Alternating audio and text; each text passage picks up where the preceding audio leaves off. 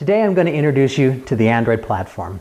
I'll start by giving you an overview of the Android platform and the components that make it up. And then I'll present each of these components and discuss how they help developers build great mobile applications. So let's get started. The Android platform is a software stack, and it was designed primarily, but not exclusively, to support mobile devices such as phones and tablets. And this stack has several layers, going all the way from low-level operating system services that manage the device itself up to sample applications, things like the phone dialer, the context database, and a web browser. Android also comes with a software developers kit, or SDK, which is used to create Android applications. And finally, there's tons of documentation, tutorials, blogs, and examples that you can use to improve your own understanding of Android. And I encourage you to take advantage of all of these resources. Now, this graphic represents the Android software stack. And as you can see, it's organized into several layers. At the bottom, there's the Linux kernel layer. Above that, there are system libraries and the Android runtime system. Above that, there's a rich application framework layer to support the development of new applications. And at the very top, Android provides some standard applications. Again, things like the phone dialer, the web browser, and the contacts database. So let's look at each of these layers in detail, starting with the Linux kernel layer. The Linux kernel layer is the lowest layer of software in the Android platform. This layer provides the core services that any Android computing device will rely on. Android's Linux kernel, just like any Linux kernel, provides generic operating system services. For example, it provides a permissions architecture so that you can restrict access to data and resources to only those processes that have the proper authorizations. It supports memory and process management so that multiple processes can run simultaneously without interfering with each other. It handles low-level details of file and network I/O. And it also allows device drivers to be plugged in so that Android can communicate with a wide range of low-level hardware components that are often coupled to computing devices, things like memory and radios and cameras. In addition to the common services supported by any Linux kernel, Android's Linux kernel also includes several Android-specific components. For example, Android's Linux kernel includes its own power management services, because mobile devices often run on battery power. It provides its own memory sharing and memory management features, because mobile devices often have limited memory. And Android's Linux kernel also includes its own inter-process communication mechanism called the binder, which allows multiple processes to share data and services in sophisticated ways. And of course, this is just a few of the Android-specific features. There are many others as well. The next layer up includes a variety of system libraries. These libraries are typically written in C and C++, and for that reason they're often referred to as the native libraries. And these native libraries handle a lot of the core performance-sensitive activities on your device, things like quickly rendering web pages and updating the display. And for example, Android has its own System C library, which implements the standard OS system calls, which do things like process and thread creation, mathematical computations, memory allocation, and much more. There's the Surface Manager for updating the display, a media framework for playing back audio and video files, WebKit for rendering and displaying web pages, OpenGL for high-performance graphics, and SQLite for managing in-memory relational databases.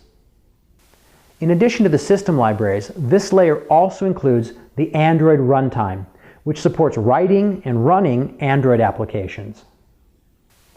And there are two components in the Android runtime that we'll talk about today: the core Java libraries and the Dalvik virtual machine. Let's talk about each of those one at a time. Now first, Android applications are typically written in the Java programming language. And to make it easier to write applications, Android provides a number of reusable Java building blocks. For instance, the Java and JavaX or Java extensions packages include basic software for things like common data structures, concurrency mechanisms, and file I/O. The Android packages have software that's specific to the lifecycle of mobile applications. The org packages support various internet or web operations, and the JUnit packages support the unit testing of applications. The second part of the Android runtime is the Dalvik Virtual Machine. The Dalvik Virtual Machine is the software that actually executes Android applications. Now, as I just told you, Android applications are typically written in Java. So you might have assumed that since they're written in Java, they would probably run on a standard Java virtual machine. But in fact, that's not the case. What typically happens is that developers first write their applications in the Java programming language. Then a Java compiler will compile the Java source code files into multiple Java bytecode files. Next, a tool called DX transforms the Java bytecodes into a single file of a different bytecode format called DEX. And this bytecode file is usually called classes.dex. Next, the DEX file is packaged with other application resources and installed on the device. And finally, when the user launches the application, the Dalvik virtual machine will then execute the classes.dex file. Now, the reason for doing all this is that the Dalvik virtual machine, unlike the Java virtual machine, was specifically designed to run in the resource-constrained environment, which is typical of mobile devices. Now, when I say resource-constrained, what I mean is that compared to a typical desktop device, the typical mobile device is less powerful and more limited in many ways. For example, it will probably have a slower CPU, less memory, and a limited battery life. So if you're interested in finding out more about the Dalvik virtual machine itself, then I recommend you take a look at this video, Dalvik VM Internals by Dan Bornstein of Google. The next layer in the Android software stack is the application framework. The application framework contains reusable software that many mobile applications are likely to need. For example, as we'll see in a minute, the view system contains common graphical elements, things like buttons and icons, that many applications include in their user interfaces. Let's take a deeper look at some of these components. One application framework component is the package manager. The package manager is essentially a database that keeps track of all the applications currently installed on your device. So here's the home screen of my phone.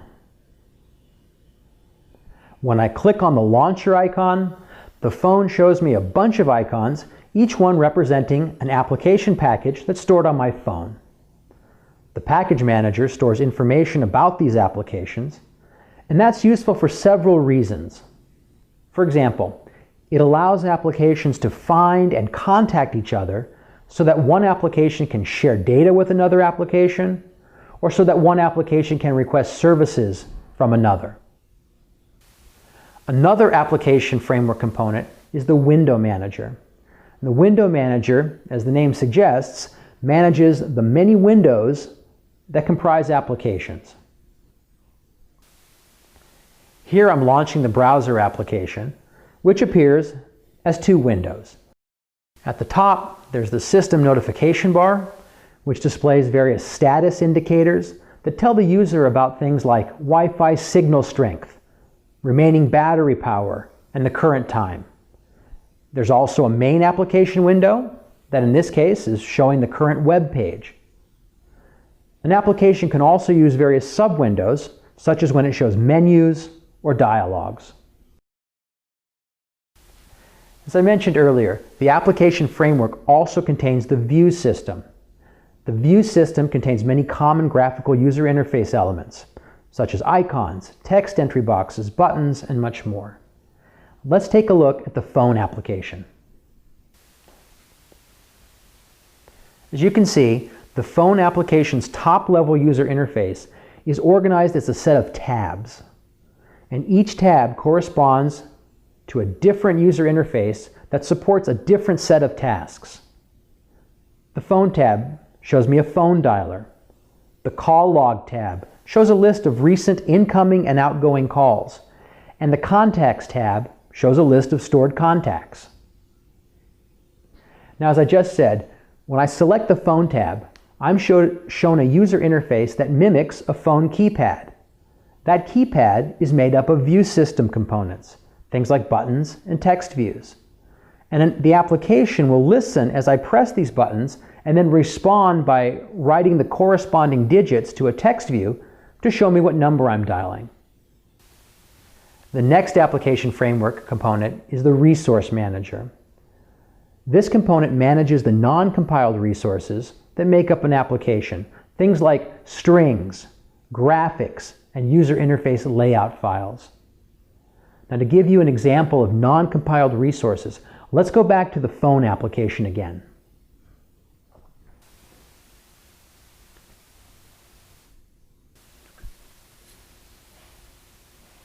Now, this tab has some English words on it. And that's fine because I speak English. But Android is available around the world. It's not limited to English speakers, and so it's important that we have an easy way to customize applications for other languages. And one way that Android supports that is that it lets you define strings in multiple languages. For example, the phone application has a string file for Italian words as well as one for English words. So if you speak Italian, then you can go into the Settings application and select Italian as your default language.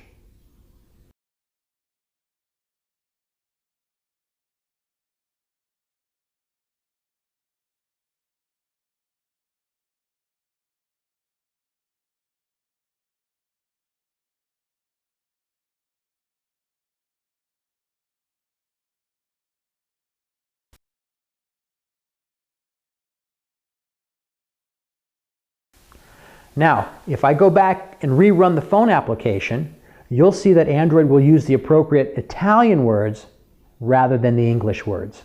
And of course, you can do this for as many languages as makes sense for your application. Another application framework component is the Activity Manager. Now, at a high level, Android activities often correspond to a single user interface screen. Applications are then created by stringing together multiple activities through which the user can navigate. The Activity Manager helps to coordinate and support that kind of navigation. So suppose I want to listen to some music. So here I'll click on the launcher icon to show my applications. From there, I can click on the music player icon, and that will start an activity that brings up a user interface screen showing the music I have on my device, in this case sorted by artist. I can select an artist and see the albums by that artist. I can select one album by clicking on it, and this starts another activity that brings up another user interface screen showing the songs in the album I just selected. Now, if I hit the back button, I can go back to the last activity, and for example, I can choose a different album. Now I can click on a specific song in that album, and yet another activity starts up that brings up yet another user interface screen, allowing me to play this song. Another application framework component implements content providers. Content providers are essentially databases that allow applications to store and share structured information. For example, here we see that the phone application can access stored contact information and use it to dial a phone number. And it can do that because the contact information is stored in a content provider. And even better, content providers are designed to work across applications. So not only can the phone dialer use the contact information, but so can the MMS messaging application, and so can various social media applications. Let's take a look. So going back to the phone application, I can select the Contact tab to access stored contact information. I can select one of the contacts to quickly dial that contact.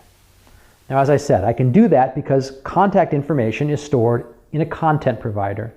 And again, even better, content providers are designed to work across applications. So not only can the phone dialer use the contacts, but so can the MMS messaging application, and so can Twitter, Facebook, my email readers, and things like that. The next application framework component is the Location Manager. The Location Manager allows applications to receive location and movement information, such as that generated by the GPS system. And this allows applications to perform context-specific tasks, things like finding directions from the current location. Now here I'm calling up the Google Maps application, which queries the Location Manager for my current location, and then shows a map of the area around that current location.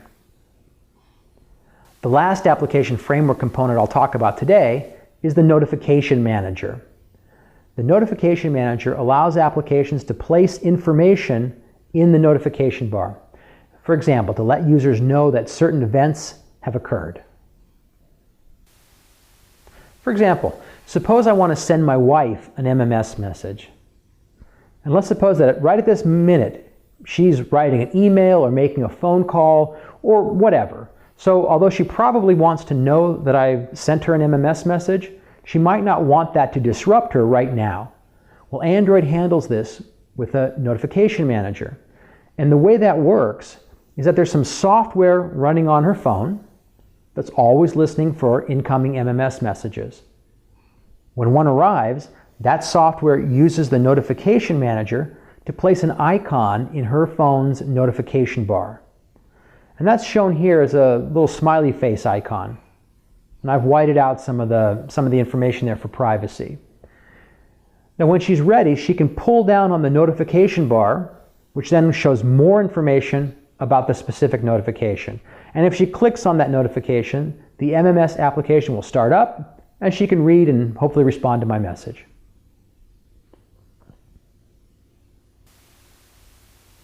The last layer of the Android software stack is the application layer. As I said earlier, Android comes with some built-in applications. And these include things like the home screen, the phone dialer, the web browser, an email reader, and more. And one of the things that's really nice about Android is that none of these apps is hard-coded into the system. If you have a better app, you can substitute your app for any of these standard apps.